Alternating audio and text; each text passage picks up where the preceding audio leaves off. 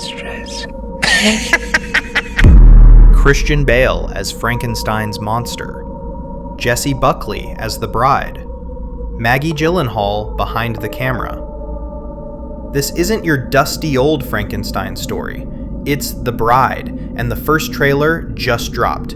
It looks weird, punk, and honestly, kind of gorgeous. Let's break it down. Until death do us part. So the trailer opens not with thunder and castles, but with grit. We're in 1930s Chicago, and Jessie Buckley's bride isn't some stitched-together afterthought. She's the focus. She's alive, conflicted, and already pushing back against the men trying to control her. What's my name? Christian Bale plays Frankenstein's monster here, and yeah, he looks incredible. Scarred, brutal, but also oddly sympathetic. You can tell this isn't going to be a simple monster movie. It's a character piece with teeth. The whole thing feels raw, smoky, and theatrical. Maggie Gyllenhaal's direction is stylish, but it's not clean Hollywood gloss. It's messy on purpose. Look, we've had a million Frankensteins. Good. From Universal's 1931 classic, to Mary Shelley's Frankenstein, to Del Toro's upcoming Frankenstein. But what's different here is the point of view. Instead of watching Frankenstein create life and lose control, we're following the bride. The Bride of Frankenstein. A character who in the original films barely existed, which is really a shame. But here, she's center stage. That flips the power dynamic. What's my name? Instead of men defining horror, we're watching a woman define her own terror. I can't remember. Her own choices, in a world literally built to control her.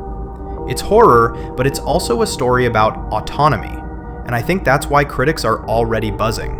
This feels like more than a remake. The cast is stacked. Jessie Buckley as the bride, fierce, vulnerable, unpredictable. Christian Bale as the monster. His physical transformation is wild, but you can also feel the sadness under it. Penelope Cruz is in it too, bringing her intensity to a supporting role. And Jake Gyllenhaal. And Annette Bening adds some gravitas to the ensemble. It's one of those lineups where even if horror isn't your thing, you're watching just for the acting showcase. Maggie Gyllenhaal directing this is fascinating. She's not a horror veteran, but she knows character drama, and that's what Frankenstein really is. Horror works best when it's personal.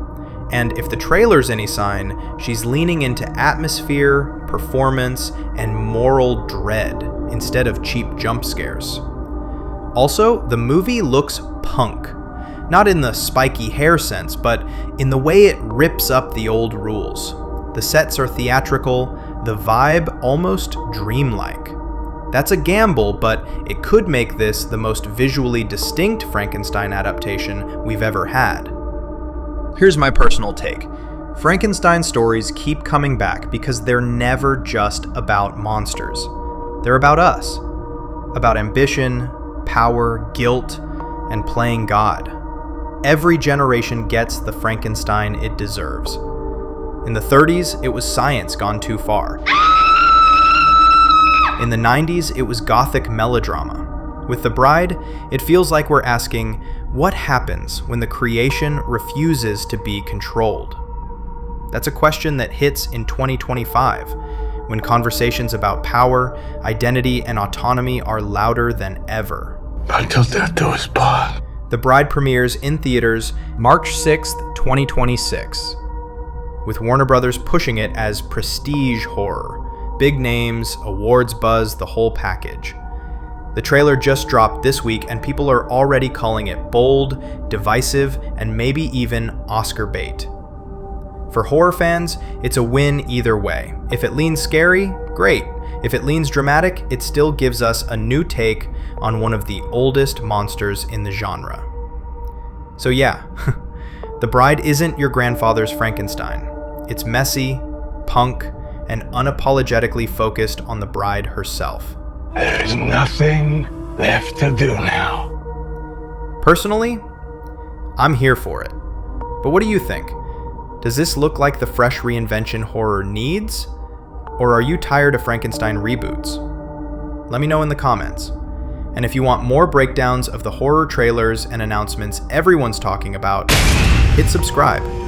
Horrorwell will keep digging into the nightmares so you don't have to. I'll catch you in the next one.